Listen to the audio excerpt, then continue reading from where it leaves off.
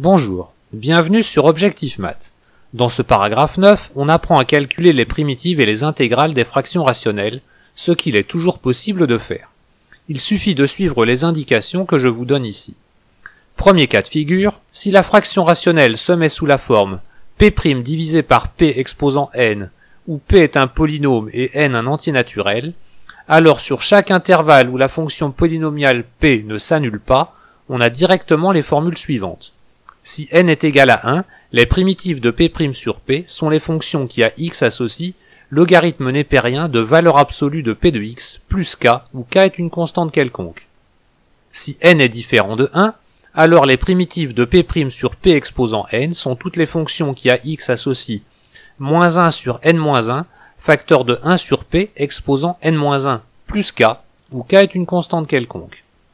Notons que la formule se généralise au cas où n est un réel quelconque, mais dans ce cas, il ne s'agit plus d'une fraction rationnelle. Deuxième cas de figure, calcul de l'intégrale de dx sur x au carré plus 1.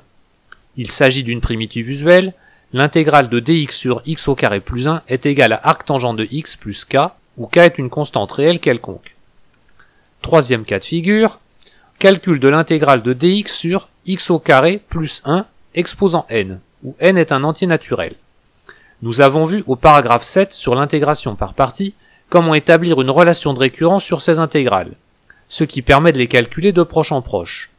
Je vous laisse retourner voir la méthode si vous n'êtes pas encore au point. Il est conseillé d'appliquer cette méthode quand n est supérieur ou égal à 3. Pour n égale 2, la relation de récurrence n'est pas très rentable, puisqu'elle serait utilisée qu'une seule fois. Mais on peut faire le calcul directement en calquant la méthode. On peut aussi calculer ces mêmes intégrales par changement de variable.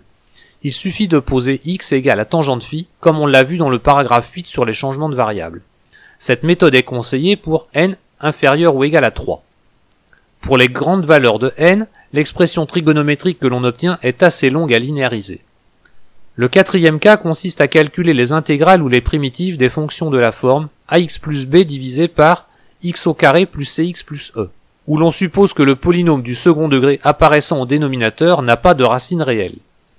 On commence par mettre ce polynôme sous forme canonique, c'est-à-dire en écrivant x au carré plus cx plus e sous la forme x plus grand C au carré plus grand E au carré, où grand C et grand E sont d'autres constantes.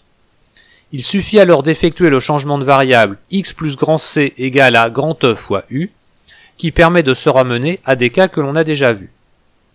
La première intégrale du second membre est de la forme P' sur P exposant n, et la seconde intégrale est celle étudiée dans le troisième cas de figure.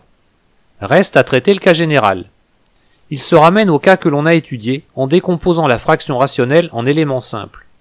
Je vous rappelle que cela consiste à écrire la fraction sous la forme suivante, où P est un polynôme, n indice i et m indice i des entiers naturels, et tous les autres coefficients des constantes réelles. Les polynômes du second degré au dénominateur ayant leur discriminant négatif. Il suffit alors d'intégrer chaque terme. Voilà, cette vidéo est terminée. Pensez à faire un maximum d'exercices pour assimiler tout ça. Vous pouvez continuer votre étude avec le paragraphe 10 dans lequel on étudie les formules de Taylor.